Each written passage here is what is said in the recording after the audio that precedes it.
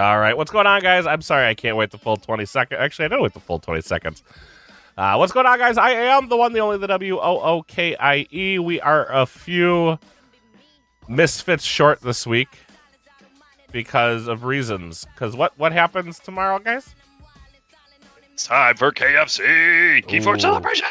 Extra crispy original recipe. You don't go to work tomorrow. You go to work? I go to work tomorrow. What? I do. For how long? Because freaking Ewok made it so we don't leave until might as well be Friday. Going to work. Ewok. Are you really going to work tomorrow? I'm really going to work tomorrow. What do you mean? For how long? Story. For 4 hours. Oh, okay. So you're going a half day. Yes. All right. Either way, I'm not going to work tomorrow because I have to get things ready because some of us have to be prepared for all the stuff that we need to bring to this event. Not just bring myself, my decks, show up and be good. Don't forget your blue snowball, by the way. I don't even have to bring decks, man. I'm just the talent. Oh, just whatever. But we have so many stuff and things to go over. We're gonna try to go over this quickly because we gotta all get some sleep because you have a 7 a.m. flight, Drazcore? No, my flight's not till 11. Oh, never mind. But I do have to wake up at 7 to be ready by 11. Well, so He's got to be there by 9. The airport that is 2 hours from me was much cheaper than the airport that's 40 minutes from me. All right. Well, regardless of all that, we're going to try to get through this very, very quickly. We did get some new news from the Game Found. We got a quick. Is there anything? There's a couple of things I just wanted to touch on. Number one, we got to see what the decks are looking like right now. They're not packaged in their normal packaging. It looks like they are packaged in a box. It says celebration on it. So it's cool. It's like it's a cool it does. You get a deck box for celebration for your deck. Totally didn't notice that at all. Yeah, which is really cool. Does look a lot like the deck boxes that they have traditionally given us, the tuck boxes. Yeah, I mean, but that's kind of cool to have. I'm not mad at it. Yeah, it's fine. That celebration, I think it'll be cool. Yep. And then sale, $100 a piece, guys. No cards included. And then originally, this blows my mind. Originally, on the bottom of all the Unchained decks, they were going to have a little thank you backer name note inside. Oh no, it was inside all the Winds of Exchange decks. I thought it was going to be just the backer decks. No, it's Unchained. The Unchained decks, I think. I thought it was going to be... Wait. Last week, we announced our plans to extend our appreciation to you, the campaign backers, by printing a thank you backer name note inside every Winds of Exchange deck. Alas, in response to this initiative, we received concern from a number of backers. Woof. Bummer. Good. Me and Sheep will not be shredding your name. Sorry, everybody. I have a Sharpie. Names can still be shredded. No worries. You just invoke their name and shred the deck. If you would like to be shredded in honor of Keyforge, you send me your name and I will write it on a deck when I go to shred it. Mm-hmm. But I saw there's a lot of people who were. I guess there's a lot of groups that did their backing together because of overseas shipping, and they're like, well, but only one name shows up. So there's some things with that, and then you get into those European privacy laws, and they can get kind of weird. Yeah, I think because it's to see my name on common. Yeah, it's pretty common for these Kickstarters and these crowdfunding to put names on things, but it's always everyone that I've been a part of at least has been opt-in, right? Yeah, typically there's like a button. So yes, maybe they decided, they want to get the pledge manager out soon, so they were like, you know what, that's too much work. Oh, and look who joined us. Sleeping Beauty himself, Z. Z's just gonna listen while he's practicing Keyforge. See, he's a real player. No. We're just scrubs who like to talk. Yeah, I should practice. Yeah. All right, so let's carry on. So no names on decks. I think that's sad. I was really looking forward to getting decks with other people's names on. I saw a lot of people saying like, I was then I don't really get looking forward to shredding Joe LaPasta's deck. Is he in here? For certain. And I was totally looking for an X-ray deck. But so I could shred it and be like, I'm the real Smith.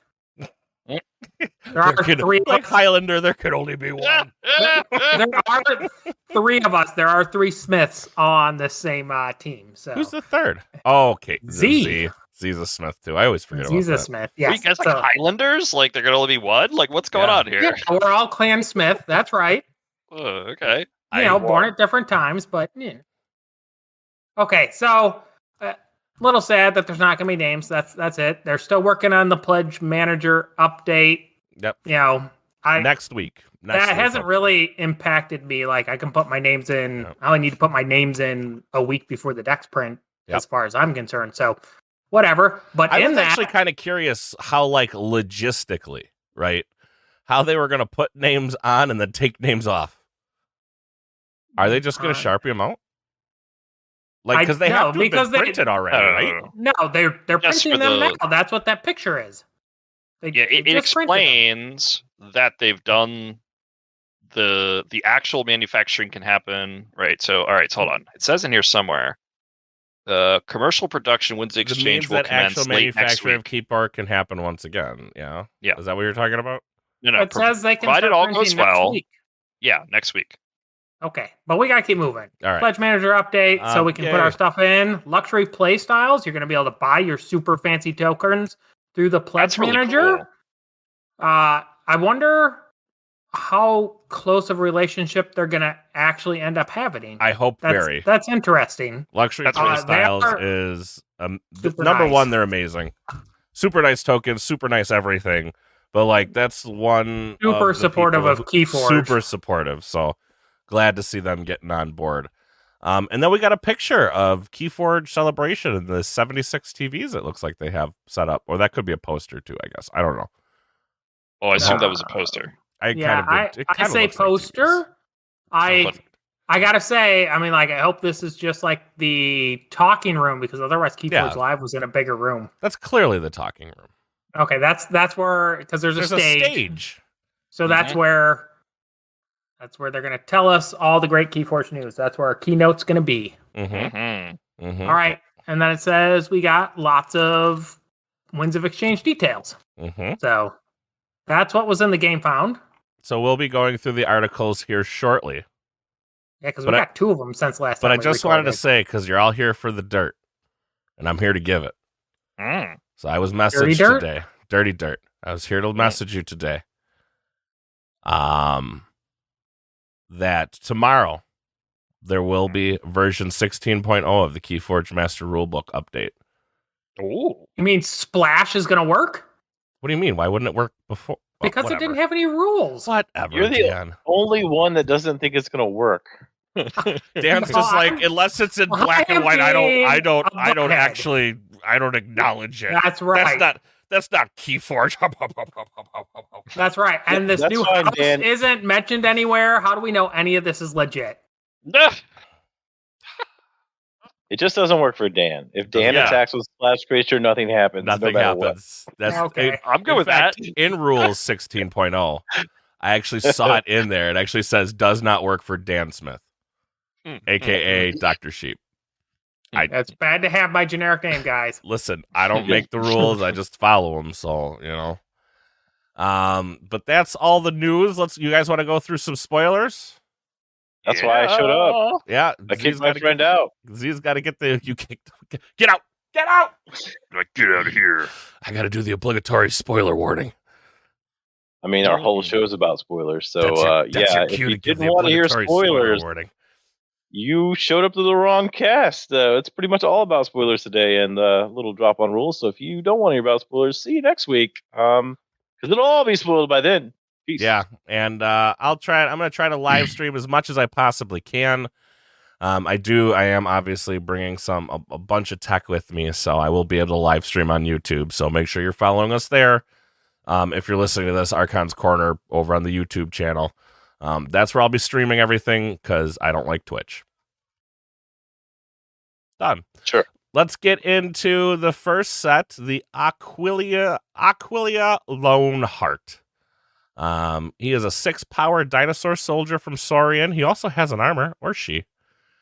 Omni, capture 1, Ember, if there are more enemy creatures than friendly creatures.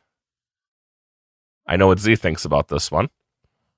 It's not great. Like this whole set, like in set play, this might be fine because like woe versus woe, right? Like this is Omni ability. Omni's nice. There's a real good chance 50-50, like they're gonna have more creatures than you at any given time. So the Omni's gonna fire, then you play your creatures or make your tokens or whatever. Out of set play, like you should always have more creatures than your opponent, or your deck probably sucks real bad. Like maybe. So still have no clue how many tokens we're gonna produce. I think we have a real big clue because we're going through all of the commons ones by the drop today and this one. Yeah, what is this, Monday and today, I believe? Yeah. So that's all of their. Here are the common face of the set, and we have enough information now to solidly know that if it's a competitive deck, they're making a lot of tokens, which Hopefully. Is what our worry was. So that has been addressed and answered from what we already know. But like in this case, I think this creature is real bad in everything except for sealed. In sealed, it's a big body, it's got armor, you're gonna get to reap with it, and I think you will actually fire this Omni several times a game. So in sealed, this is probably like on the upper end of cards you want to see at common. Outside of sealed, very bad. But what about Ballistego? I do like the art, by the way. So we go from bad to how can it get much worse? Yeah. I mean, he looks badass. He does look really, really cool. He is a 5-power dinosaur soldier. Play. You may exalt him. While Ballistego has Ember on it, it gains splash attack 3. Which, according to Sheep, doesn't work anyway. Yeah, it doesn't work. So this is correct. If your last name is Smith, it doesn't work. Am I wrong in saying though I would actually like almost rather the Dino ability on the like mutants in MM? Like I kind of like the Exalt for 3 damage that's targeted way more than this. Yeah, that's better. That's instant. Oh my god! Like this is slow, and it's gonna die. We still don't know if we have Ludo. We don't know if we have Scudam. We don't know what we have. But the most insulting thing about this, didn't we just get like Mega Calfine without a penalty? Yeah, that's just empirically better than this in every possible way. Maybe on the other spoiler page. Maybe you don't know that. It's like a 7 in this. Okay, fine. The splash I think is 2 on that card. So it would have been better if it had skirmish. But there's totally going to be good ways to use Amber on your dinosaurs this set. Is there? What if you need to kill 3 cards real quick? But I don't know, man. This, like I did not like Akelia. I think it's fine in sealed though. So there's a positive there. There's going to be a lot of sealed play in WoW because I think it's going to be a fantastic set to play in. But hey, we're going to be playing Sealed Alliance. You're probably just not going to pick Sorin anyway. So who knows? Anyway, next one. Next one is Grammaticus Thrax, 5-power dinosaur philosopher, enhanced with 2 capture, 1 damage. Go ahead, Dan. I'll let you have this one. It's got 2 capture and a damage, and it's 5 power. It seems fine as long as Ludo exists. Which it probably doesn't. Or maybe there'll be that card over in Sanctum that lets you steal. What's his name? Oh, the Scrivener Fabian. Scrivener Fabian. Like there could be cards that could make this good that you're not likely or guaranteed to have. We already spoiled Castiel the Benevolent, the Sanctum version of this, right? Like that one was 2 capture, 1 amber. 1 amber on any card. We talked about this years now. Like amber on cards is good. That one was a 2/2. We compared it to a Squire Alice with a pip. That's good. This is not the same thing. This is just a 5-power generic creature that has capture 2 and a damage. Like the damage being here in place of the amber is a big difference. Or a drop hip. I, however, will go on the side that you're probably going to get to reap with this dude. It's 5. It's very frustrating to kill. Like just like in Coda days when you landed your 5-power terror, you're probably going to get to reap with that because they don't care what it does after the fact. This is a completely average Keyforge card, which makes it better than both of the 2 cards we just saw. All right, let's move into Recruit, which is a Saurian action. Play, make a token creature. If you exalted a friendly creature this turn, archive Recruit. I feel like this is maybe the worst version that we've seen so far of this, or that we've talked about. I guess maybe you have a little more control over this, but I don't actually know that. I mean, this says play, make a token creature. Yeah, I guess it depends on which token creature you have, but I'm not excited about this. You're going to have 3 copies of Ballistico in your deck too, so no problems here. You can make them a nice Amber Bank, so you can have a questionable I was going to say, if I creature. play Ballistico, do I exalt Ballistico? I mean, it doesn't seem worth it. If you depends on if you have a Saurian token creature or not. Right? I don't know. This was another one that super frustrated me. Like, some of my team is kind of down on like this mechanic in the game because like we've seen one for all of them at common. I'm actually super pumped about this. Like we talked about in the last spoiler. I like the idea of getting 2 to 4 of these in a deck and then just being able to live in that house. The token matches this card, and just kind of doing that thing and like making them answer what you're doing, or you're just going to keep doing it for the rest of the game. It forces, it creates a win con in itself if you can get the right scenarios, right?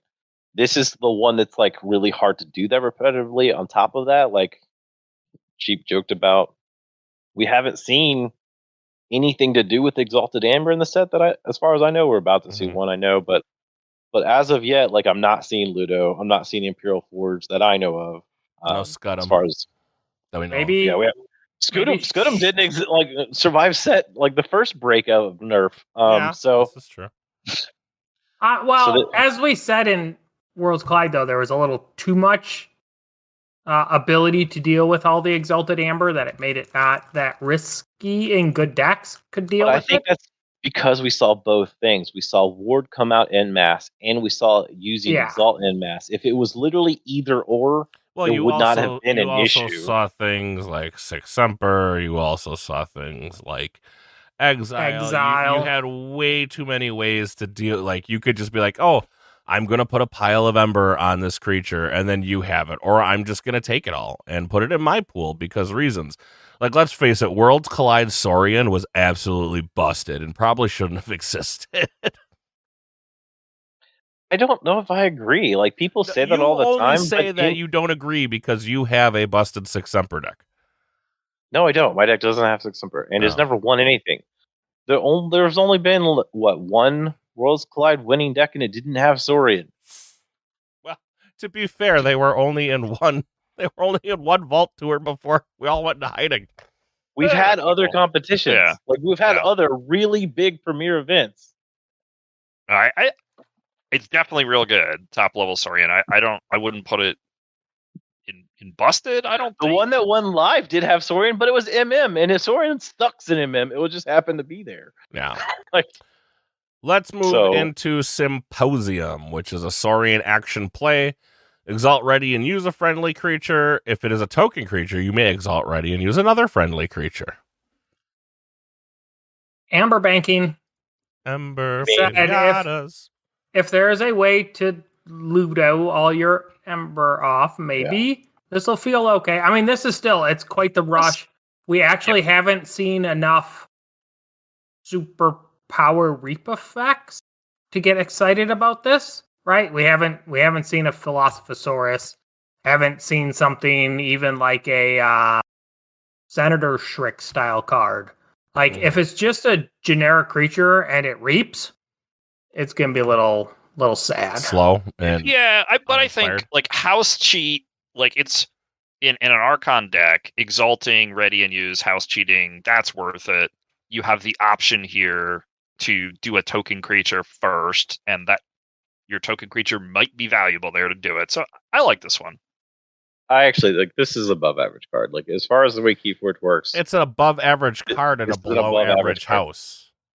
Yes. So is it still if we saw this Yes, it's still an above average card because we're talking about an isolation. If we saw this card literally in any other house, we would actually be happy about it, even about the Exalt. So I think in synopsis of what its value is doesn't change there. From hand, you're at minimum getting 2 amber. That is in furnace proof because this is a reap amber. It says use, so you can even fight because like there are scenarios where you want to fight with your Brobnar dudes or whatever. With your Brick Nasties online. So there's a lot of value in this card. This is a good card. All right. And it's at common. It is, and it's kind of a combo piece-ish with the next card we're about to talk about. Epic Poem, play, exalt a friendly creature, gain 1 ember for each ember on that creature. Yay! This seems promising. A good card. Yeah, this seems promising to me. A lot of amber pump here. A lot, right? Which clearly Gigi listened to our Valentine's Day episode. That's the whole reason? Yeah. This is another thing that gains amber around in Furnace. We made Keyforge haikus. This is true. Right. If it said love poem, I'd extra agree with you. Epic poem's pretty good too, though. But again, like I'm still with what we said earlier. If we don't have a way to either destroy all the amber, exile them across the field, well, there has to be something in this set that the dinos can do with all of this amber they're exalting, or it's going to be potentially like Worlds Collide Brobnar bad. Because right now we have a lot of cards that are at best generating a decent amount of amber at the cost of exalting. And what we're not seeing so far is Ward, Six Emperor, Exile, Ludo, Brachus, Senator tricks. Like we're not seeing any of these things like that Worlds Collide version of this did. And we've seen 2 sets back to back where the Saurians, when you pulled them, like they were not making Archon decks. They, at best, like I guess in Sealed, that Crushing Surge card was actually a really good play in Dark Tidings Sealed. I did play a lot of Dark Tidings Sealed, so like I did a lot of work with that card. So that was good. But outside of that, it's just I'm gonna play a bunch of dudes that mostly don't do anything and reap. So we'll see. Should we go from bad to worse? I don't agree with that. But we're going into the fish house. Let's talk about it. Let's talk about it. So we got Covetous Hema. It is a 3-power Aquin. When Covetous Hema is not on a flank, it gains elusive. Play, capture 3. Someone on team pointed out that was old Bruno so OP? Yeah, had to give a conditional elusive. Right. So it is worse, old Bruno. Isn't everything in fish always like contingent on something? Mostly. Yeah, it always is. I don't know. I think this card's fine. Bare minimum, it stalls a turn. I mean, old Bruto was pretty much completely average as a card. Even with the condition, this is basically the same. It is a very average card, which makes it better than most of the Saurian cards. That's fair enough. Kamalani, 4-power Aquin, destroyed, make 2 token creatures. It's uncommon. There's lots of ways to destroy your creatures in the set. I like this card a lot. Did you read the little blurbit they put next to it? No. With Cultist, previously revealed Cultist token creature could greatly benefit from this ability. I mean, it could. So bad, right? I mean, that's probably not. You're not hoping for a Cultist, but no. If I have a cultist token, that deck's going in the trash. going to the shredder bin. Shredder bin. I mean, but destroyed, make 2 creatures. I like it. It's fine. No, I like this card. Yep. Yeah, it's good.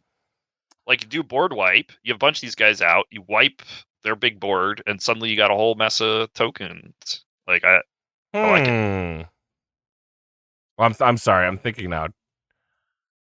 So, I don't know. I'm kind of thinking about destroyed triggers and, like, some sort of flow chart. So, like, I destroy it, then they come in? Or, like, do we still destroy... Play a board wipe, you mark everything for destroyed. Destroy triggers trigger. The tokens that are made are now immune from the board wipe that was already played. Because they're not marked for destruction from the previously played card? Yep. Right. Yes. Okay. Everything gets marked simultaneously and then resolve as needed. Fair enough. Yeah. The next card, people were talking about a lot. What, Kelp Minder? Yeah. Got to mind the kelp every day. 5 art's power fun, too. Aquian enhance capture draw. I do like the art. That was the first thing I saw, and I couldn't decide if this was Green Acres or the other one. That's the famous painting, which I should know, but I don't. But it's a famous painting. But I can't remember what it is. Pitchfork. I'm gonna look it up right now. We're very cultured.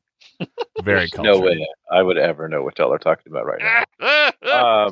But Infomancer, right, like, was good. Everyone pretty much agrees with that for the most part. Maybe not cheap. No, here Infomancer was pretty good. Yeah, and this is Infomancer plus 1 power, and you get a capture somewhere in your deck. So this is just flat out amazing. Like if Infomancer is good, this is great. So that's where we're at. It was called American Gothic, for those of you who are wondering. Oh, yeah.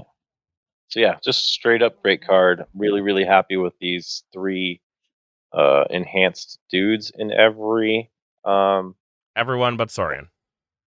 I mean, even that, like, there's still some alliance value there, right? Like, if there's 5 of these Grammaticus dudes in Saurian and none of the enhancements hit Saurian, that's still a bunch of freaking capture in your deck somewhere. Hopefully. And you don't have to play Saurian in Alliance. This is true. You're talking Sealed Alliance. I guess Any Alliance works. Yeah. I was about to say, like, these, because they are at common, right? Like, we have one of these guys at common in every house. Because that existing, there are going to be some outrageously pipped decks out there. And those are going to be generating very, very fun, effective Alliance decks in the set. All right. We'll see. Let's go into Initiation. Play, it is an Aquian action, or I'm sorry, a fish action. Play, make a token creature. If you have fewer than 4 cards in your hand, archive Initiation. This seems really likely to archive the first time you play it. But becomes very hard to archive repeat housing. So this is the first one I would want, like, only 1 or 2 of, versus the strategy we talked about earlier, like, we can spiral out of control where you want 3 or 4 of. Because, like, as you get more and more of them and you pull your archive going back to the house, you'll just have more cards in your hand. So it's less and less likely to hit 4 or fewer. So if I want a competitive deck with this card, I probably don't want more than 1, and you're just hoping it gets a pip on it or something. I like this one better than the Saurian one, for sure. I think, unless you have a whole bunch, it's much more likely to fire, and it's going to fire in situations that are beneficial for you, right? So, right. Yeah. I think the Saurian one by far is, like, the worst one, but the only other one that I don't like is the one where it only fires if you have less creatures in them, because of what I just talked about earlier. Like, if you have less creatures in them, you're probably just losing. You're already behind. Yeah.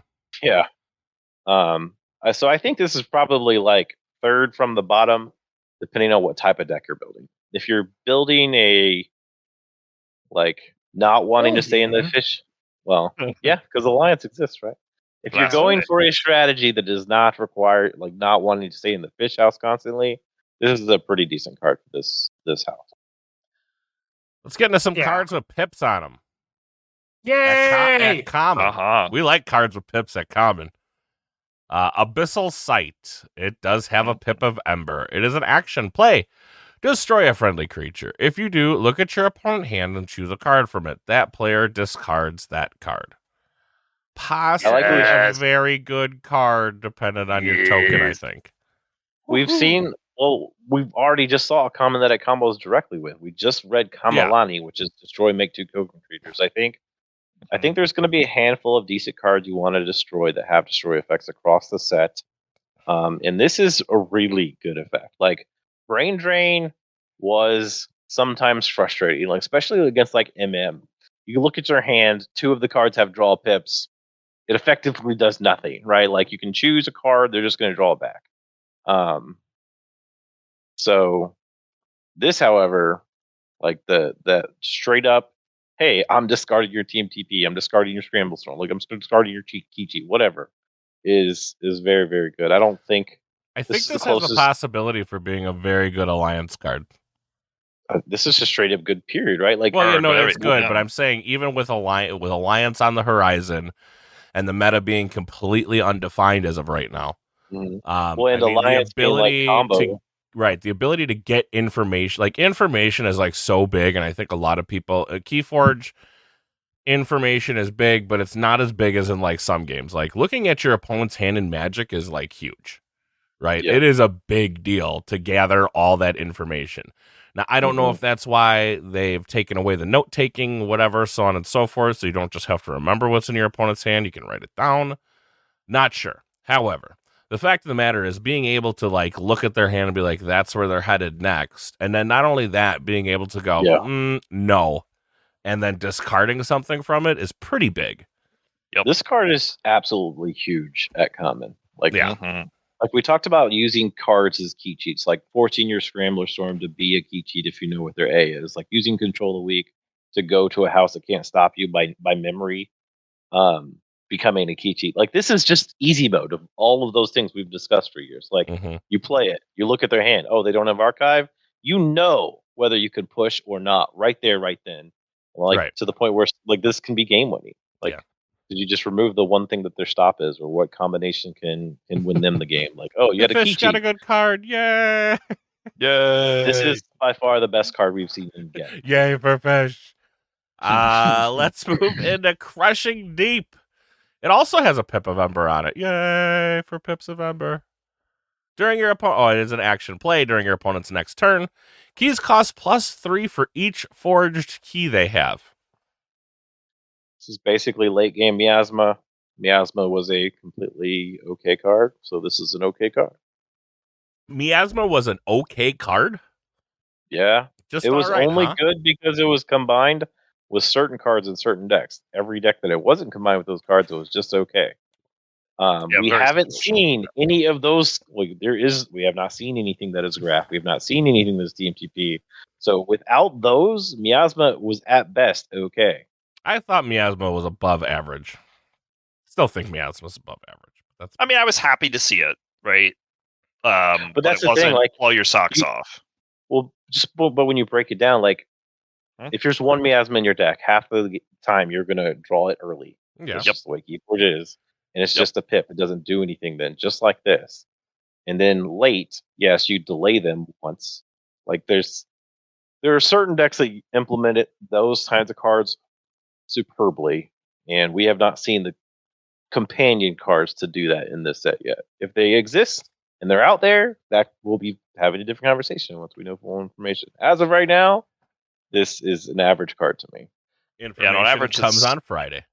It's an Evil Eye, which I think is not great. It's an Evil Eye later. It's a little better than an Evil Eye overall, I think. But if you get it mid-game, it's an Evil Eye, right? Yeah. Well, but even Evil Eye can make their first key cost 9. It's true. Which is its full value. Like, best value from Evil Eye is actually making them spend 9.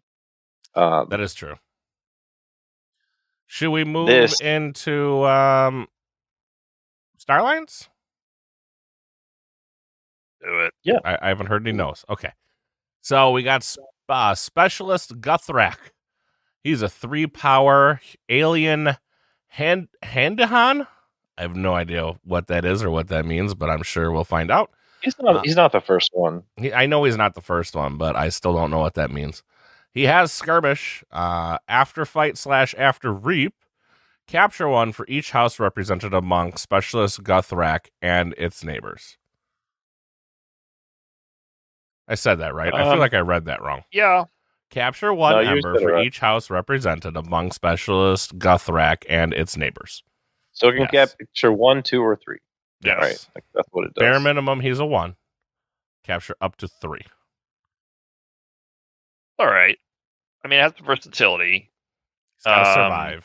How often are you gonna capture 3 truly? I like that it's on Reap. I mean, this is basically what, weaker Sequus ish. Weaker from power armor, but more potentially from a.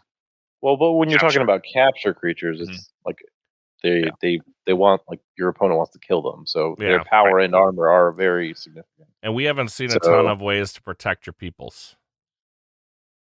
No words. It's true. No, I was even talking about taunt. Even taunt. Haven't seen much, like taunt. Except for Sanctum, not a lot of taunt. which you don't want. There's a taunty token. There is a taunty token. Say that 5 times. Average to below average. Below average. Below average. I was going to give him maybe average. Sealed. I'm going below average because it's low power. There's a lot of stuff that kills 3s. No armor at all. Skirmish with a flight effect. That's never bad. He's not even elusive. No. I think it almost needed elusive instead of skirmish here to make me move it to average. Like elusive with just the reap would have been fine. Yeah, it would have been better. Yeah, I agree. Yeah. CPO Zytar 4-power alien Proximan scientist. Enhance 1 pip of damage and 2 draw icons. I'm sorry, he has an armor too. I didn't mention that. He does have an armor. Yeah. Which I still don't know where this armor is, Sheep. Like what? It's on the ground. I pulled up. Look at all the things around him. CPO Zytar is a lady, I think. It is. And it's the undergarment. You would have to ask them how they undergarment. Maybe it's the because as you pointed out, their leader also has the armor. Yeah. Like I pulled up a picture of Albade the Grim in one of our chats, who is also exactly the same power and armor, 4 power, 1 armor, and that dude is decked out with armor from head to toe, and he got his one armor rating. Whereas this person of unknown gender is an engineer, effectively. It even has a text about I'll get the configuration right of one of these times, so it's building something, and it has the same stats as Albade the Grim. Decked out in full knightly armor. I'm telling you, the armor's all on the ground. Look at all the stuff that it's constructing it. It has made me take another look at like what the power and armors of some of these cards are based on the armor. But anyway, why are you looking at art? What show are you on? I know, like that's yeah. What happened to these cards? Last week, somebody told me there was art, and I've been looking at all these pictures now. So there's all right. So this card's fantastic, right? It's another Infomancer Plus. It is 1 armor on top of Infomancer from invisible layer of armor, and it has a damage pip somewhere in your deck. So it's just again just a straight up across the board improvement over an already good card. So this is a great card because it's actually with this armor, there's actually a much higher chance that we'll reap as far as how the way we're seeing damage get dealt in the game. All right, let's go to Friendly Guide, who might be my new favorite card. It's not. I like it, but it don't. You like the flavor. When I look at it, I'm like, oh, it's Goro, but with 3 heads and beards. Wait a minute, it's not Goro at all. 3 power, alien, elusive. After you use one of Friendly Guide's neighbors, you may use Friendly Guide. Goes real well with that Omni Dinosaur. A little bit of house cheaty. A little bit. And what is it now? Researcher? Yes. The Omni token? Yes, I believe Researcher. Yeah. But we would all rather have a Teresa? Yes. But I mean, this is a common card. Teresa was rare? Uncommon, maybe? No. Uncommon, I think. Wait, Rocketeer Teresa was common. Not Rocketeer Triska. No. They're talking about the dinosaur. That's Triska. They're talking about the upgrade. Yeah. Doesn't that mean I'm playing DT? No, I would not rather have that. I think it's okay. That's all I'll say. It's okay. I think so too. I think the value here is potentially related to upgrades, right? Like it's Star Alliance. We haven't seen that many upgrades yet.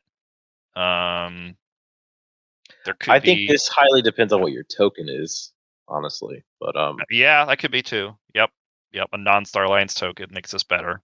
Yes, you do not want a Star Alliance token here. You definitely want an off-house token. And if you have Researcher, that's much better. But other than that, I do like that it's elusive. You probably are going to get 1 amber out of this creature more often than any other 3 power generic creature. So as far as that goes, it is definitely basically a pip. In most cases. Fair enough. So we'll see. Yeah, we've not seen that many upgrades. We have seen the Echo Reflector. Creature gains your opponent's keys cost +3. That's not a reap effect, actually. That's just a static effect. All right. Mm-hmm. Yeah, there's not much here, actually. No. So we don't know. Let's move into recorded history. Again, another common with a Pip of Ember. We all rejoice. Play reveal up to 3 cards of different houses from your hand. Archive each card revealed this way. So this is just a better lab work. Yeah. Is it better even though you're going to have a dirty archive? Well, it's your choice. Yeah, like I forgot to correct them in the chat, but one of our teammates was like saying that very similar to what you were just saying, Wookie, and I was like, it's up to. Yeah, This is at minimum lab work. At minimum. There is actually a situation where this is sort of better than lab work. Turn 1. Or you have 2 of these darn things and one archives the other when you have a full hand, and it's technically better there too, technically. I think this is pretty good on turn 1. Yeah. Even though it's pretty good all the time. Yeah. Well, but we all will also like to talk about, like, when we're doing matchups or whatever, like, what are the high value turn 1 cards? If you have this on the play, especially if you mold into it, when you're on the play, have 6 cards in the hand, like, you play this, you archive 3 cards on turn 1, then you get to draw, 4? That's pretty good tempo coming out of the gate, even if your archives are muddy, and that's fine to a point because there's other cards in here that are going to do that anyway. I kind of like this. I like this a lot. This is a great way to dig for stuff, right? Like archive stuff you don't care about even. It could be a good thing here as well. What are we digging for? I get your point of digging, but like, where's the combo in this set? Well, we'll see them on the rares and uncommons later. Yeah, or when we look at Mars a little later. Yeah. This card is just really good. All I'm saying is, where was this when we had Archivist in set? Yeah. That's true. Yeah, such a set. Let's move into teamwork. It's Star Alliance action card play. Make a token creature. Z already spoiled the rest. If there are more enemy creatures than friendly creatures, archive teamwork. I forgot it was one of the ones. Thanks for spoiling it, Z. This one, freaking spoiled our spoilers. I hate this one. This is probably my least favorite. And it's not actually the one that, like, I think Exalt is technically worse than this if we have no reason to, like, do that. Like, this one, though, if you're not playing, like outside of Woe Sealed or whatever, it's like, this is just, you fire it once, it's gone. Like, that's it. It has no pip, has no enhancements. This is make a token creature from hand, no pip. That's all this is. Like, this is real bad. You had to be down by 2 creatures when you play this card in order. You for make one when you play it. It's real bad. Yeah. Not great. Yeah, I was gonna say I almost want to say like the value of this card is determined by your token, but even then, it's basically reads make a token again. Yeah, in some real bad scenarios, it reads make a token then archive it, but you're probably already lost. Unless it's real early or whatever. Like, but again, I think the coolest aspect, because we've seen 7 of these, and I think the most fun idea behind these is if you get 2 to 4 of them, there's a chance that you just spiral out of control. Make a token. Yeah, every turn you go back. Have 2 to 4 teamworks. Maybe reversal is a thing. Yeah, like reversal low, 2 to 4 teamworks. There you go. Because that's gonna suck real bad. Because they don't enhance. They have no pips. Like this, like this could actually. There is a decent amount of enhancement in the set. I mean, at least every house has one. But that's moot. That's true about all of the ones that are actually able to archive themselves. Yeah, right. So this one's really sad when you get pips on it because you're unlikely to archive it. Yeah, that's true. Less likely to archive. I'm trying here. I'm working. Yeah, you don't want the pips here. I'm trying my hardest. Well, I say we talk about Rogue Operation because there is no teamwork. I agree. I like Rogue Operation merely because I don't think we've ever have we ever seen Steel and Starlance? Yes. Yeah, Yorg. Kincan, Garcia's Blaster, Yorg. Yeah. I forgot about those fringe cases. Yeah. There's that one power, not very good. Oh, the Thief? Shadows Rogue, yep. Oh, Fingers, yeah. All right, so anyways, play it. Discard the top 2 cards of your deck. Steal 1 for each house represented among cards discarded. So what, bare minimum, this reads play steal 1? Bare minimum. I think what I was talking to sub in the chat is 70% of the time it steals 2. Pretty good. Yeah. I'll take it. And there's a lot of ability to peek and a little bit of ability to manipulate in the set so far. So this seems okay. Like there was a few cards like this in Dark Tidings where they gave you options, but you always ended up just using the play 1, steal 1 effect. And that's, wasn't that like at one point, one of our if it isn't better than play 1, steal 1, it's not or play steal 1, it's not a very good card. It's obviously better than Bait and Switch, the revised version of Bait and Switch. It always works. Because it always works, always steals at least 1. 70% of the time you're stealing 2. On a Bait and Switch. Hey, I got a question. Stop it. Where were the erratas for cards? All those were in the rulebook, right?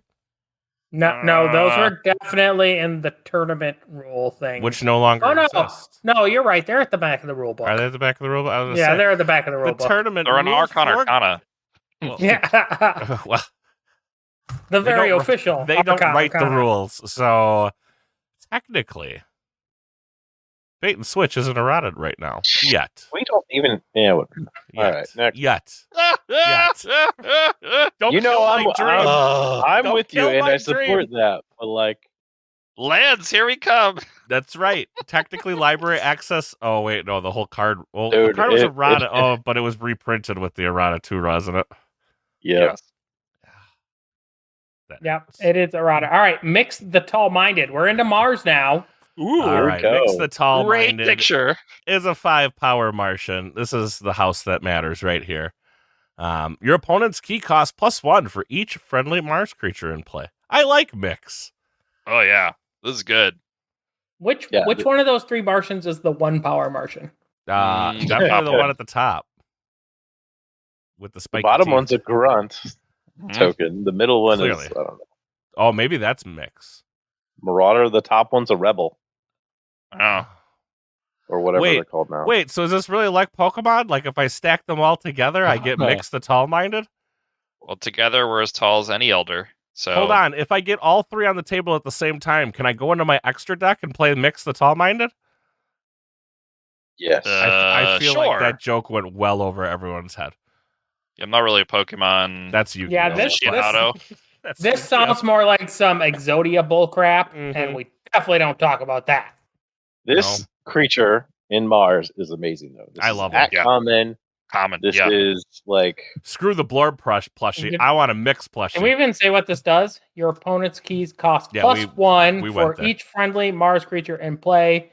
That includes tokens, so you're really hoping... It's a better Grump Buggy. Who doesn't love this?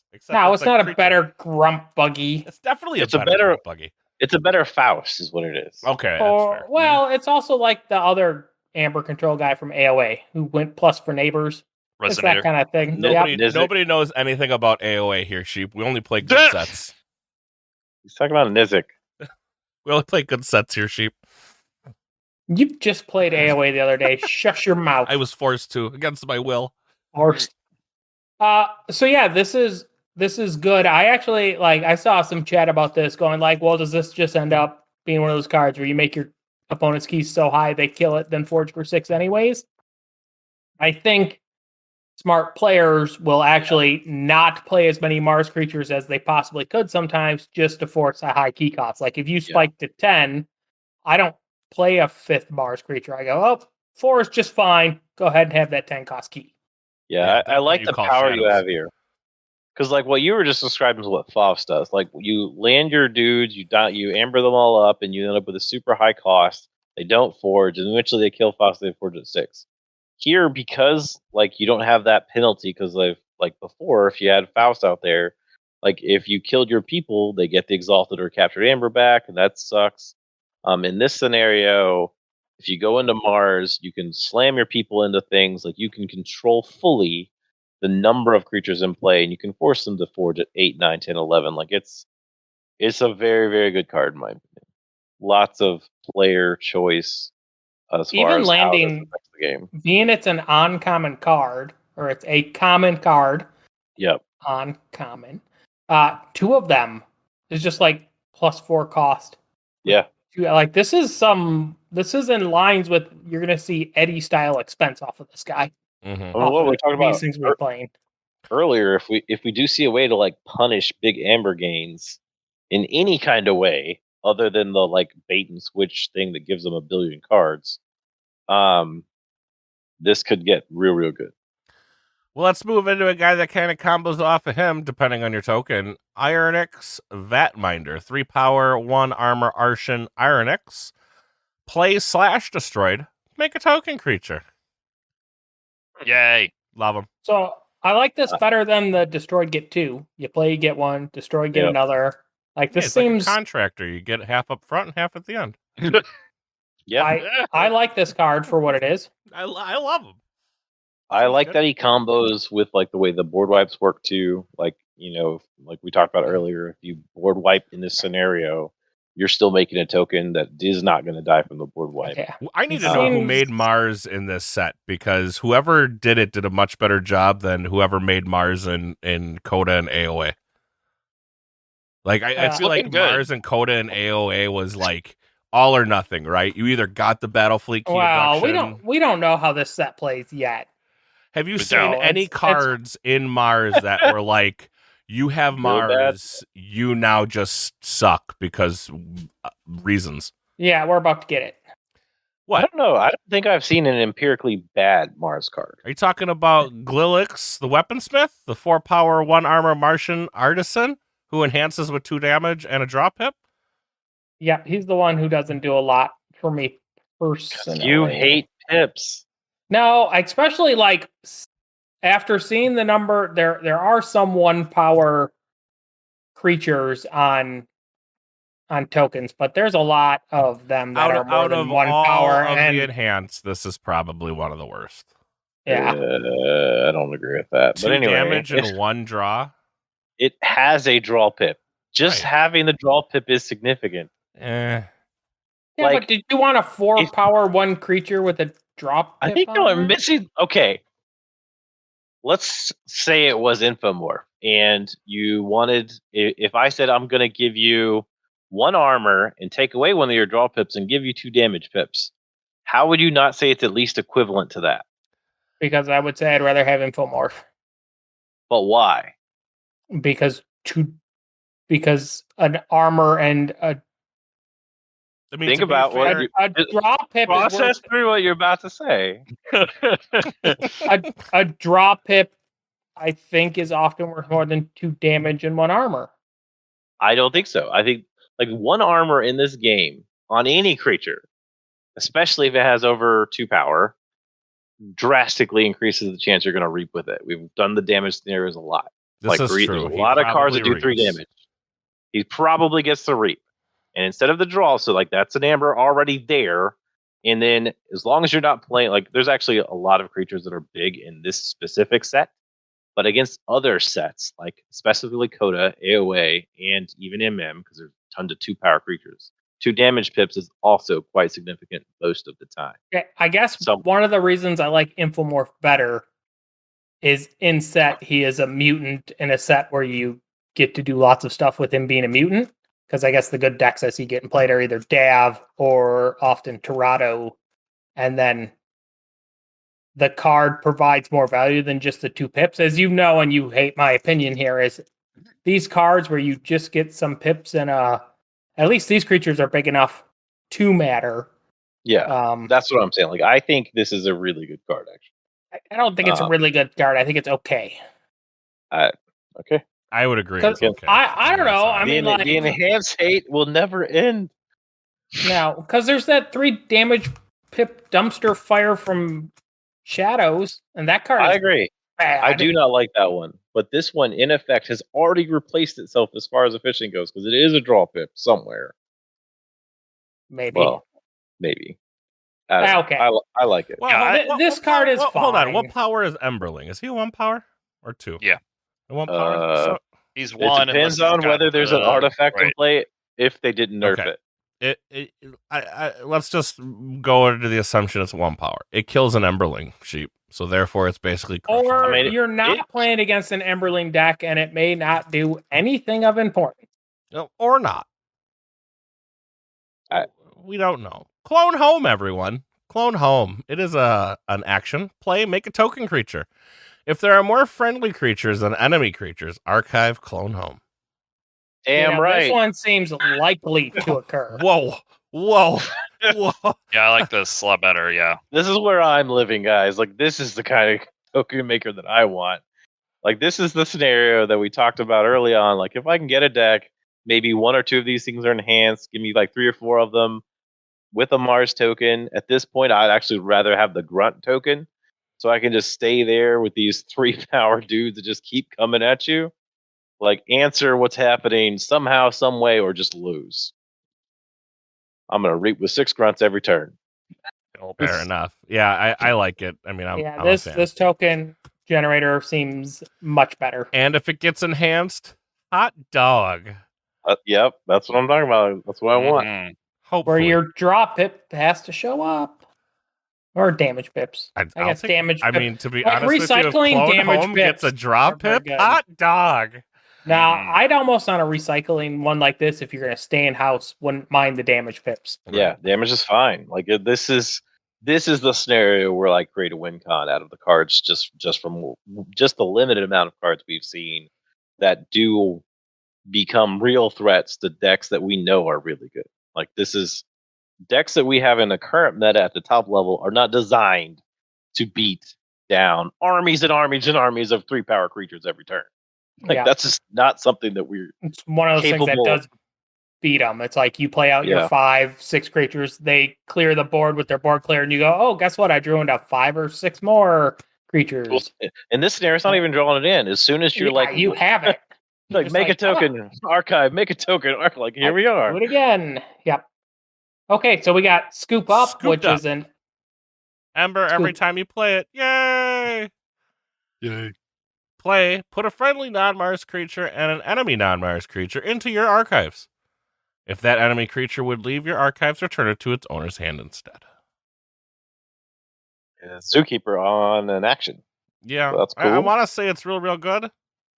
Well, it's at least above average, because if you have no non-Mars creatures, it's just purely good. Right, it's purely just a Zookeeper at that point. Yeah, but with the messy archives we're seeing, like Zookeeper and Collector Worm were good when you didn't have to ever draw your archives. This, you're putting your own cards in. So where this one is potentially best is when you don't have Mars as your token and you're able to archive that card that you need because it got turned into a token. There you go. That's what I was just going to say.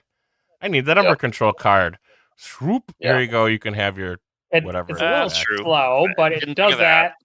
And then you get to put in their questionable play effect creature or their creature with upgrades. You get to bouncing creatures is almost always good to have anyways. So here you go. You actually you changed my mind on this card. I was actually not liking this until you made me think about the fact that my best card might be a token on the board. So you know what? Maybe I do like this one. Well, also, we just talked about all the pips, right? Like, you're choosing which one you're archiving on your own line. Yeah. So, you're going to have pipped out creatures at some point in time in some decks. So, like, I think this is significantly above average card as far as, like, I love creature, like, I guess you can't target a Mars creature, so there is some conditions there. But other than not being able to target a Mars creature, you can target any creature you want, and it's just going to go away. But we do have a card that can target Mars creatures. It's called Kaboom. It's a play action. Put each Mars creature into its owner's archives. Destroy each creature. Gain 3 chains.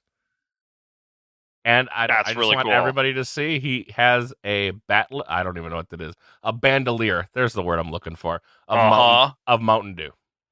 Yes. You're right. He has It's a bandolier amazing. of Mountain Dew. I love this card so much.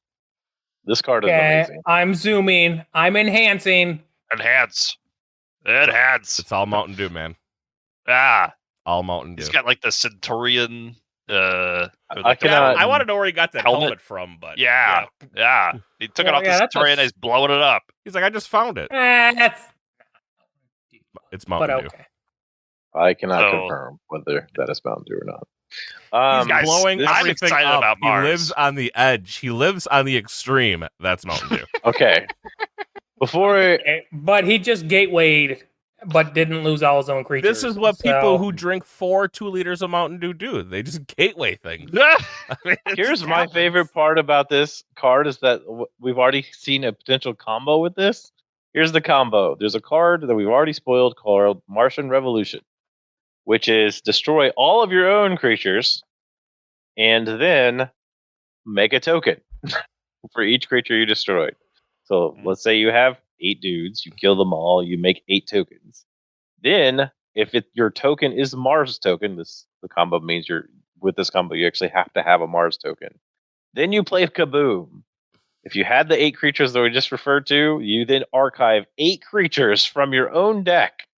Eight cards of unknown type from your own deck straight off the top, and then you kill all of their creatures. That's amazing. Like, that's just stupid. And that the Martian Revolution, that part of the combo is rare, but there will be decks, since this is a common, that have a Mars token, Martian Revolution, and Kaboom. And you better yell Kaboom when you do that, because that is hella cool. I don't know if that's okay with the new tournament rules.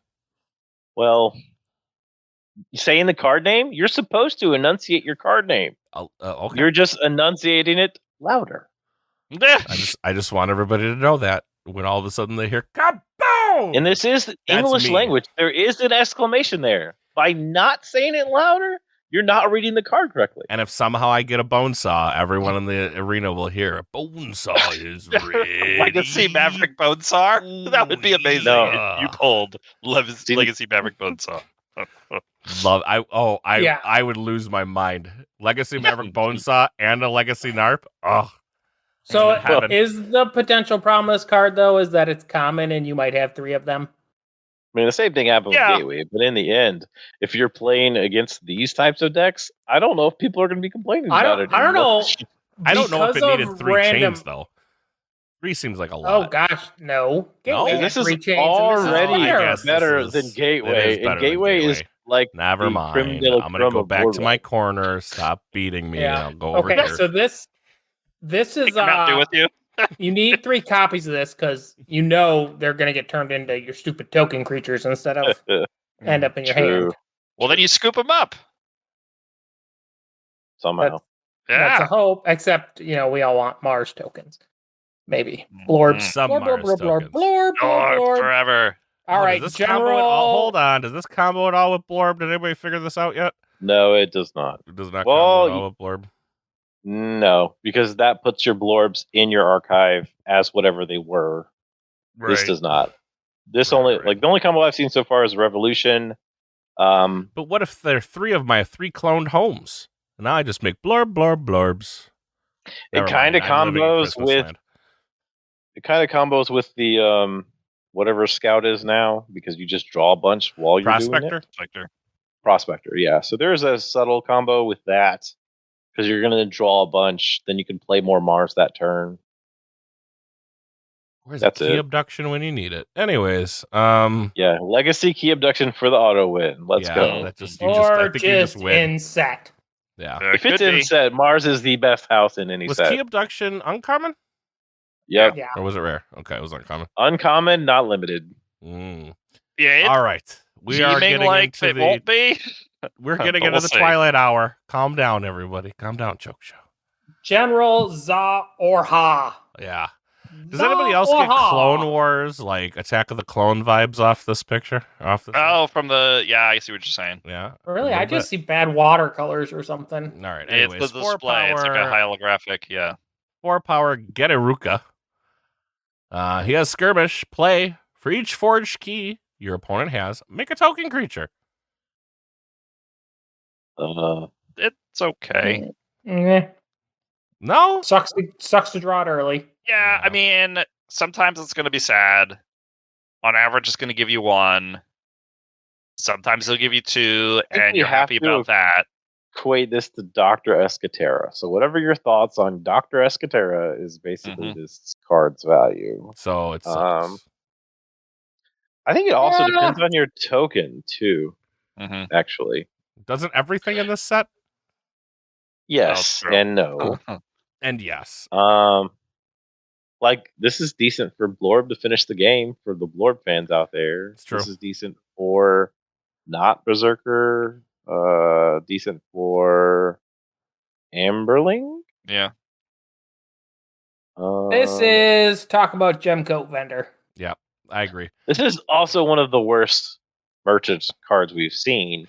And for this to be among the bottom, which we've said this about the other one, like there's other one that was just okay. If this is the bottom of Merchant House, this is a really good place to be. Yeah. Because that's still better than almost every Saurian card we've talked about today. Well, okay, that's fair. All right. Gemcoat Vendor. 6-power Getaruka. Action, steal 1. Deal 1 damage to Gemcoat Getaruka. Or Gemcoat Vendor. So he's a timed disc creature. Or he's very okay. It's a Pit Fiend. Whatever you thought of Pit Fiend, this is what it is. Yeah, there's a Shadows creature that's the same thing. Yes, there is. Yancey Gang. Yeah. Thank you for being my brain, because I didn't bring it today. Was Yancey Gang was fight though, wasn't it? But there was one. No. It's literally the same card as Pit Fiend. Yep, okay, Dodger was fight. So this seems fine. Not it's special, fine. but fine. It's like fine. There is Cleansing Wave in set. Steel's never bad, so like this is above average as part of the action. He's a fatty. It's action. Yeah, I don't like the action.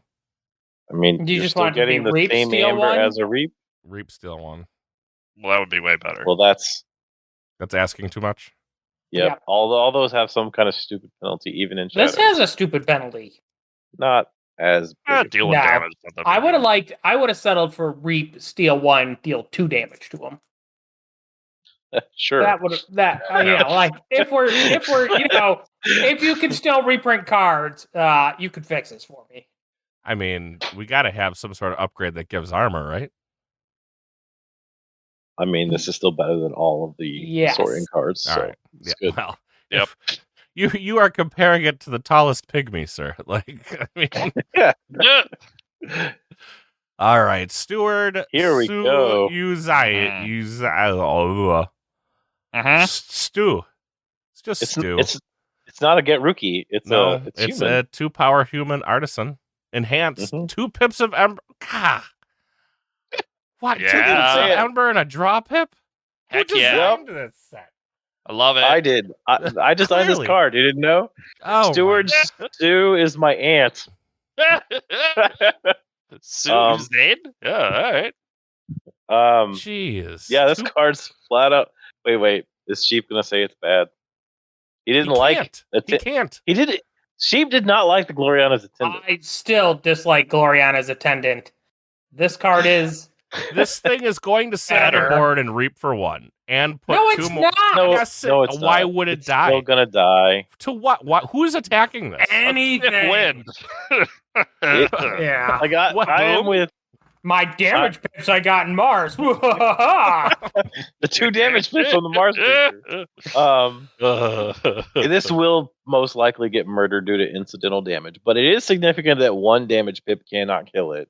But 2 amber and a draw on a card that's enhanced at common is just lights out. And especially, amazing. let's talk about the next card real quick, because this does matter right now.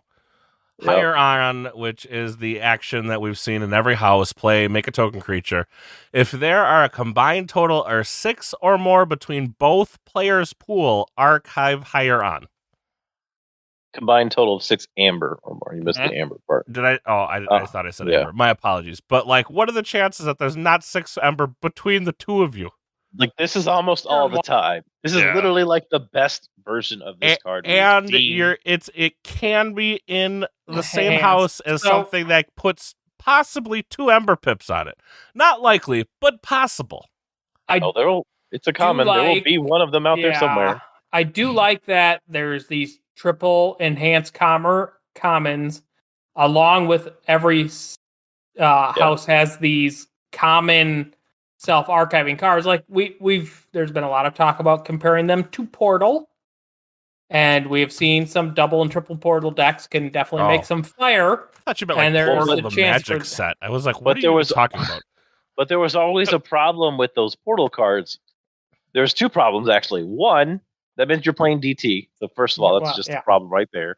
Second of all, you're playing the Fish House in DT, which is like bad squared. So that should be a T-shirt. Fish House equals bad squared. I'm on it. I got Dark Tiny's Fish squared. B squared, like bad squared.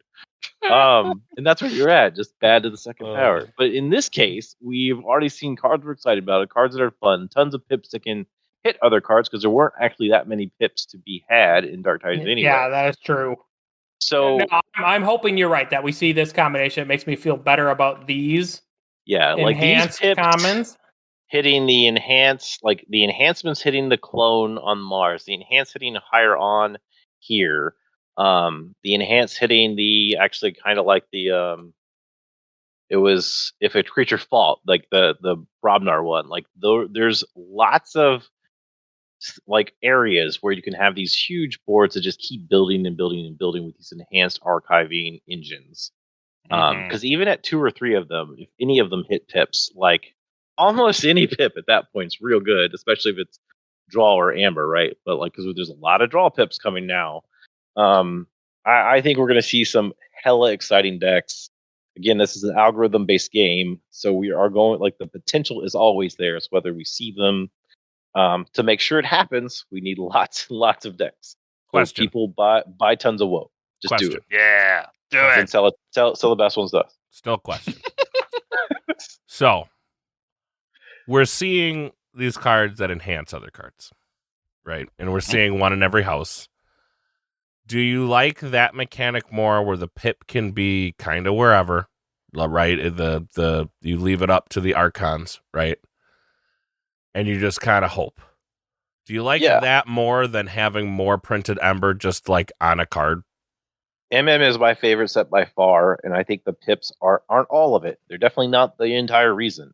Because I like the big creature idea, I like the Sindai, there's a lot of fun stuff going on there. And the more we see of that kind of mechanic, especially with this Archon, like just this specific card and the other one being in all of the houses, excite me a lot. Like that level of variance or no? Yeah. Yes, like that's Keyforge. I love that. Yeah, like that is being surprised in sealed. Like I love to play, like, because we didn't get to play a lot of actual sealed MM, right? Because you mean none?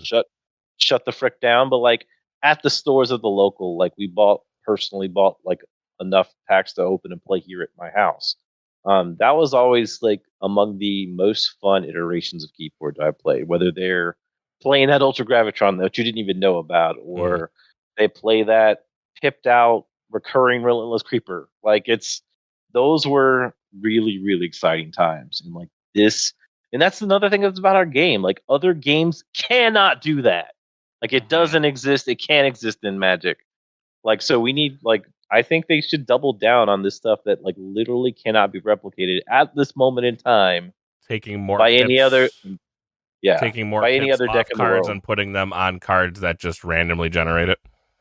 For sure. I'm I mean, torn on it. Everybody knows. I think like everybody could probably say for all the decks they have, like what is the coolest pipped out card that they have. It doesn't even matter how good the rest of the deck is, right? They're like, that one card is super cool. Like you guys can all say what that is, probably, right?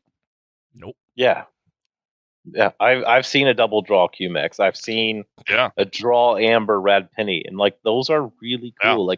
Like I think they should double down on the whole concept. I think there should be a enhancement for power. I think there should be an enhancement for armor that like places those in things in your deck. Yeah. Like that would be really fun. Brews.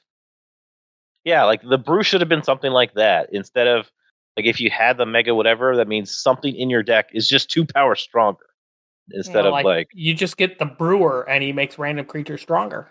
Yeah, that would have been super cool. Yeah, like I know the one I have that I always think about sometimes is I have a Legacy Mab the Mad with 2 draw pips on her, so I call her Time Traveler the Mab. That's cool, which is really fun. Or like early on in MM, someone had posted the deck that had a Resurgence in the Key Frog with 2 damage pips on it. Like that was early on. I remember that on Facebook, and we're all like, "Is this real?" Like that was amazing. Like because like that's a set that doesn't have real Kichis, right? Like nothing that fires from hand, and then you get this freaking Key Frog that does what it does. And then someone else later posted the Nifl Ape that had 2 draw and it had Troop Call. Like nice. Like that's like there's just so many fun things that can happen with this that you wouldn't even think of by design. They just happen. Right. I'm super torn. Capture pits on Gateway. Woo woo. Yeah, well, there's that too. Yeah. I have seen the other side. I have seen a double capture EP. Like it's sucks. Like it's there. I'm super torn on it being somebody who does enjoy tournament play and high level play. Like that high level of variance leads to so much unknown that it becomes really hard to do that high level play. But as far as like the fun aspect of it, it's blast. Well, but like I don't know, it just depends on what high level you're talking about. Like both Draz and me have made a lot of our success in sealed high level play, and it's always that variance and surprise. It's like learning to deal with it as you come. It is very different in Archon. I am torn as I get what you're saying as far as like on the Archon environment. Since we never really had FFG sponsored events during the time of MM or after, we never really got like an official, is it okay just not knowing the pips, right? The FFG never got real feedback from anyone because they, quit on us. I do see a good use case as far as like real Archon, like especially should you just my main focus should you just be handing your deck over and letting them look at it? Like I think my main focus is Alliance too, right? Because this now puts high value on like certain cards with pips and yada yada, and like that's. I think at the end of the day, you should just be handing your deck to your opponent. Yeah, no, I agree with that. But I'm saying on the Archon card, the big thing is like it puts certain value on certain cards. Like when we talked about Mavericks and things like that, like it puts a higher value on some of those things. I don't know. Like it just, I don't know. I don't know how I feel about it yet. We're going to have to see how Alliance shakes out. Or as Dan calls it, not real Keyforge. No. I think it's a fun for those that are going to play it. It is. But let's get back to we got 2 left. Can I make a quick safety announcement? No. Did you fart? No. I can do that for you if you like. But quick safety announcement. So X-Ray did ping me saying, "Hey, triple pip Fangtooth Cavern. That's cool. X-Ray, you are driving all the way to Minnesota right now. Don't be texting me during the podcast while you're driving, dude." He pulled over. Keep your hands on the wheel. He pulled over. He's at a gas station right now. Gas station? Yeah. Man, X-Ray, you have to pick me up tomorrow at the airport after I fall asleep and then drive to the airport and then take the plane and then land. You have to pick me up. So don't crash while you're texting while you're this ridiculously long drive. Right, we have 2 more cards, guys. Let's get to another Star Wars reference, kinda, the Visible Hand. We are back into the Traders, or otherwise known as the Compacts of Equidon. Make 2 token creatures. Reveal your hand to your opponent. That's a reference to the Invisible Hand, which was a ship in Star Wars: The Clone Wars. Which is the economics reference? It also is an economics reference, yes. Okay. Continue. I like Star I think Wars it's economic, right? The Equidon traders. All right, go ahead. It is, but I like the Star Wars reference. But anyway. Oh, sorry. Play, make 2 token creatures, show your opponent your hand. All right, you're playing this as your last card. This is basically no real penalty, in my opinion. This is just straight up amazing. I'm going to play a card from hand and make 2 creatures. Dumping your hand is slim to none, sir. So, well, but you're choosing when you're playing this. Yeah. Right. I'm not saying there's not cards left in your hand. How many times are you dumping your hand traditionally? I didn't say that. You did too. You just said that. No, I said you're going to play this as... I'm sorry. I did say your last card. I didn't mean the last card in your hand. Oh, You'll play this as the last card you play that turn, and they will probably look at 1, 2, 3 cards from your hand. Probably in the majority of gameplay. Did you say probably 4? Probably 4. No. In my case. Probably Hopefully 4. not. Yeah. Because you a Joker, but Wookiee's always playing the 2/2/2. Because 2/2/2s we have this whole cast on how to get out of 2/2/2s. You might want to listen to it. You know what? I did, and I tried, and it just, unless I'm playing Joel LaPasta, it doesn't matter. Like, okay. Oh, did you just play 2 Shadows cards? Here's 2 new ones. It's like, what? No. All right. There's only 1 left in the deck, but you drew 2 anyways. I still drew 2. What? Either way, you should not be showing them more than 3 cards in 99% of cases. So, I think this is a really good token for what I want to see happen in this set. Whether this actually ends up yielding wins, I can't say yet because I haven't played it. But this is the type of card that I wanted to see. We talked about wanting to see. Go ahead. Yeah, there's definitely situations where you might not be able to play this card, though. Like, if you're playing against a strong control, the weak deck, you might not be able to afford to show them your hand. Yeah. You shouldn't be showing them more than 3 cards. So, no matter what, there's going to be 3 cards they won't see. No, this card definitely gets the draw pip every time. I mean, I like it. I see it getting played plenty. Yeah.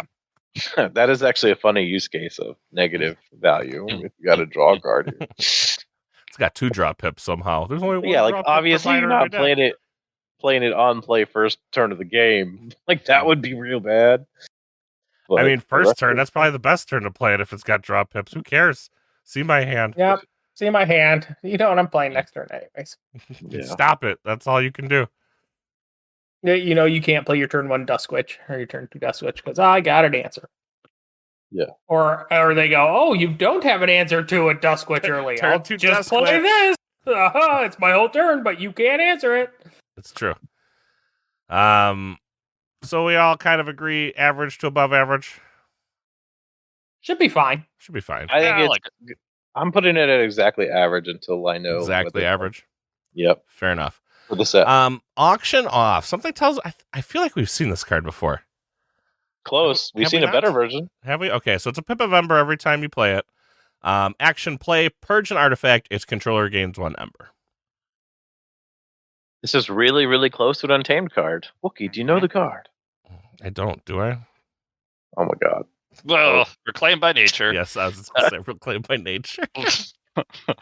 I just like shit. That's my. It's not as good as Reclaimed by Nature, but Reclaimed by Nature, in my opinion, is one of the best cards in the whole damn game. So it's still really, really good. I mean, it's not as good, but number 1, Hard R is. Oh yeah. Always Hard R on common again. Yeah. In a house we think we're gonna want. And worst case scenario, this card reads play, gain 1 Ember. Even if they have 0 artifacts, you play it to gain an Ember. That is not the worst case, actually. Yeah. There will be scenarios where you have to discard never mind. Lists. Yeah, because it does say basically, never mind. There's a period. You can't purge your Blorb Hive, right? You don't want to do that, right? Maybe I do. Because it is uncommon, just like Reclaim. I've seen people have to discard their Reclaimed. People will, on occasion, have to discard this. I just read it again, and yes, you might not want, because it's not purge an artifact. If you do, its controller gains 1. It's purge an artifact. Period. It's controller. Oh no, it says it's controller. So if I don't purge 1, they don't gain 1, right? Right. So I'm saying is it doesn't give no matter what, you have to purge an artifact if you play it. Oh yeah. If your opponent doesn't have artifacts. This is a set we've seen so far. Most of the artifacts you're not going to want to purge of your own. So like there's not a lot, like I don't think we've seen any artifacts that are just straight up suck. So you're often not going to want to purge your own artifacts. That was AOA. Junk artifacts. Yeah. Well, I mean, Sanctum always has bad artifacts, so if you have Sanctum, you can probably purge something. Yeah. Or hopefully you get Oath of Poverty though, and you just sell them all. If Oath of Poverty isn't set. That's what I'm saying. I'm hoping. Yeah. I think you have big hopes. But anyway, that's going to do it for us this week. We got through them all. Definitely went over our time once again, because that's what we do. Don't have a time. You make this up every week. We have an hour. What if we not gone over our time? Lately, it's been a while. Where's the law that says we have an hour? There's no law. Where's in this Wookiee's head? There's no rule book, Wookiee. There are no laws. Should we rank the houses based on what we know right now? I can rank them right now. I've done it in several places. So, who wants to go first then? Are we going from best to worst, or who do we got at the bottom? Who's at the bare bottom? Just do not want to see at all whatsoever. I think Saurian, like significantly down there. Yep, that's my vote. Sheep. I'm agreeing. Like who's the houses? Like if we see them in Seal, I guess it doesn't matter anymore because we're playing Alliance. Yeah, I agree. Saurian. Who's next? Who's next up? I'd say Sanctum. Yep. I was gonna say it's either Sanctum or Fish. I don't know. That's like I can't choose Fish anymore. Fish got a bump today. Yeah, they did get a bump. Fish got a very significant bump. They have the best, the second best, like enhancer dude, and that card on common that you look at their hand, like Lateral Shift is the best card ever printed in this game, and that is fairly close. Like it's there and it's uncommon. It's real good. So I gotta go Sanctum as second worst. Sanctum was down there for me. Who's above Sanctum? So here's where, do you go? I haven't fallen in love with Star Alliance yet. I haven't either. Yeah, makes me sad. I like Star Alliance so much though. Star Alliance does have the lumping Fish. Amberline Star Alliance. Yeah, but true. Like, what does Star Alliance really have other than their tokens? Okay, are we talking like potential to make our dream Archon or Alliance deck, or are we talking about getting this junk and sealed? Both. I'm thinking about getting this junk and sealed right now. Mm-hmm. I mean, and a lot and Star Alliance. Well, no, they're very different. They're very different. They are. Yeah. This does not feel very Star Alliance. Unless Amberline was entirely nerfed from the last time we've seen it. No. Amberline is a game-winning token. But you're now in Star Alliance, which, I mean, I don't know. It's enough. That's enough? That token is enough. Because 1/28 of the deck, one out of 28 decks will have Amberline. So Fish are next then for you? I think I still have to put Fish next. Okay. And then Star Alliance? I have Star Alliance and Brobnar tied. Okay. I'll put Brobnar ahead of Star Alliance. If the Amberline was nerfed at all, Star Alliance would be next. Okay. And then Brobnar above. So best house, I think we're all agreeing. Compact. Well, second to best house, that means by default is Mars, which is a hell of an improvement. Yeah, way better. Way better. Yeah, I think Mars literally has almost everything. We haven't seen Artifact Control and Let's Destroy Them All reprinted. We haven't seen or EMP Blast if either of those get reprinted. We saw Destroy Them All is reprinted. Did we? Yeah. Wow. Destroy Them All's there. We think it's reprinted. It was their test, it was their first test prints where they didn't have the artwork done. Video. Yeah. Archon Arcana does have them as from that video. It has a Destroy Them All. So with that said, we've seen really good creature control. Probably the best creature control we've ever seen. Because we have Ammonia Cloud, Genetic Blast, and new Uber Board Wipe. Destroy Them All is artifact control at uncommon. Really good artifact control. It's got a ton of Amber control with the new commons, and it floods the board with tokens more than any of the other houses we've seen. So I do have Mars at a really high second place. I helped you get a Mars deck with 3 of their new board wipes and 3 Ammonia Clouds. Wait, Ammonia Clouds being reprinted? Well, we think so. No. Why are we fucking up a good thing? Ammonia clouds, really? That's good in this set. All these tokens? Not phosphorus stars. Not that pile of garbage. Deal 3 damage to each creature is ammonia clouds. I was always fine with ammonia clouds. Phosphorus stars is horrible. Phosphorus stars is horrible. That's part of why my reversal deck is so universally. And then at the top we have the Merchant's House because it's got some of the newest effects that are really cool, and even its worst card is better than all Saurian cards. Yep, so, it's got some F, it's got some A, and now it's got the R. Like, it's got all the stuff in it. I think we don't see much C there other than the really weird board wipe. Yeah, the mass buyout.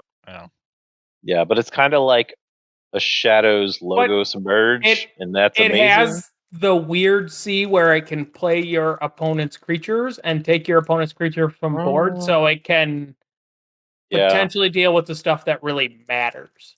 Potentially. It is interesting where it's going to be. Like, I still, from the cards we've seen, the efficiency in this set looks spotty, like some drop pips. Not a lot of other great efficiency cards yet, and with the fact that a third of your deck's going to get turned into tokens each game, I do have some concerns for combo-y decks, or, even when you have a good deck and your big Amber control is my one interdimensional graph, but I have a ton of F or whatever to get to it, this could have a good A card. You could have your one big A card that saves you, but in this set, it could be hard to get to, and we don't even know if randomly token it. But you say big A card at the moment, we don't even know if that's a thing. Like, well, really, right now we've only seen one. Yeah, our best big A card maybe is Tall-Minded. Well, yeah, but that doesn't even count traditionally. Like, that's uncommon. So you expect to have more than one of those most of the time if you're like that's your competitive deck. The biggest A card we've seen, the only scaling Amber control we've seen is Closed Door Negotiation, and if you play that at the wrong time, you're going to win them the game because they're going to draw a bunch of cards. Yeah. So it is just a little concern I have. It'll be fun to see how this plays and see where it goes, but I wonder if this is going to it's just going to be chunky, right? And then if you happen to token the wrong card, you're just going to lose games because you have no way to get back around to it because there is not, as seen, a ton of archiving or drawing or anything to hide and save things. Other than the strange shell token, which allows you to put your tokens in your hand. I think the biggest thing we haven't talked about yet is we've seen a lot of pips. We have a lot of random cards hitting the board that is like wild wormholding things into play. The only major issue I've seen right now out of the gate without playing any of this is most of these mechanics that we're talking about, like this random cards hitting the board, makes Infernus better. Mm-hmm. Infernus is already like the king of the meta. It's been that way ever since it came out in Worlds Collide. That's why immediately, as soon as the Worlds Collide came out, it won the next Archon Vault we had. Yeah, Infernus and that was busted. And there was, I think there was 2 or 3 Infernuses in the deck, and there was Asteria and Exhumes. Like, Infernus came out swinging, and it's not stopped swinging for the last year and a half. Infernus does feel like playing against bait and switch decks. It's like, just when's it coming? Like, it's there. Yeah. It's just, when does it come? Well, and in some decks, it just doesn't stop coming weekly. We know this to be true. Like, I own 2 of them. Nova owns another one. Like, there's a bunch of decks out there. They're going to play Infernus, I don't know, 7, 8, 9 times. Like, it's going to happen. Ban Infernus. Do not do that. Hashtag you ban want Infernus. To go the other thing. No. Yeah. You can't say to unnerf bait and then nerf other things. You're just bait's going to happen once, maybe twice a game. Coming from Wookie, who's like, I bought 1,000 Coda decks and 20 decks, and 50 Worlds Collide. Listen, so it's yes, bait and switch back, ban MM. Nothing should be banned. Nothing should be nerfed. Just let it go. Calm down over there. I have bought 6 boxes of every set except for AOA. Of which I bought 10. But that's my only concern here. The way the set is played, perceivably from what I'm seeing, does increase the value of what is already one of the best cards in the game at common. Well, who knows? Maybe we'll see an artifact or something that says your cards cannot be purged. You're just Who knows? Specifically against him. Could. I believe it was called Eaton's Jar. It's an anomaly, so they can be in all houses. I don't know. I'm not gonna lie to you guys. I am tired of the Infernus meta, and it needs to go away. Ever since Infernus came out, like you guys said, it has dominated the meta. Yeah. And now Dis is gone, which makes me fear a little bit for this set that we don't have that Infernus is still floating around. Because it's I'm just going to keep playing these Infernus decks because you've given me no reason not to. Well, we don't have a card that specifically either combats Infernus or makes Infernus worse to the point where it's not a viable card. We have more cards that we're seeing that generate Amber without being pips. Yeah. That's happening, but we're also seeing cards that are generating pips. But that's not the issue that I'm talking about. The issue that Infernus being good is because you are putting your creatures in the field you're putting your cards in the field as tokens blind. So your best cards in deck, you can't play around them hitting the board because you're gonna make tokens. Mm-hmm. So it's not like you can it's tokens die, and then your best card gets purged, and all it ever was because the power. Infernus meta isn't only about the Ember control; it's more about getting rid of a card that I'm just no longer allowed to play. That is the more powerful thing of Infernus. It's not actually the pip thing. The best decks that are run by the best players, the best players aren't just targeting your cards because they have pips on it. They are targeting your cards because they know you're going to loop. And if you no longer have those, your deck becomes basically one-legged, and now it becomes a one-legged race. And they're counting on you not. Yeah, it becomes a race, and now you only have one leg. So because they're counting on you not being able to beat them on cycle 1, and if they know you can't beat them in cycle 1, they are planning for your second cycle to suck beyond anything imaginable, and that is very achievable if Infernus is played at the highest level. Even from the Ember control perspective, I'm not seeing a lot of key cheats here. You mean 0? Besides Blorb Hive? We have not seen a key cheat from Panda as an action or creature. Or I think even we some saw wonky Epic. something. Isn't Epic Quest in the list? Did we see that was coming? I said action or creature. I don't know if Epic Quest is in. I don't think we know. I feel like somebody is said that, but I don't see the card listed on Arcana. I do not believe it's just wishful thinking. Might be. Well, Epic Quest in this set could get real busted if your token's a knight. Oh yeah, I do not think just like Key Abduction. I do not think we're seeing Epic Quest. I don't think we're seeing Epic Quest. So hope for the legacy. But I think that's hope for the legacy. I think that's my final thoughts. I think overall the set's gonna be super fun, lots of good stuff. My only real worry is the Infernus meta. It's not gonna go away. I was gonna say nothing in this set made Infernus go bye-bye. And nothing was better than Infernus. I mean, it made it better. That's what I'm saying. Well, yeah, but I'm saying nothing was conceivably better than Infernus. There's no new meta what's better than Infernus. Well, so what does potentially beat Infernus and some Infernus decks out there is high pressure reaping. Because if I'm reaping for my Amber and I'm not really putting cards in my discard, it doesn't matter, right? That's how you often beat Infernus decks is by reaping Amber that they can't purge.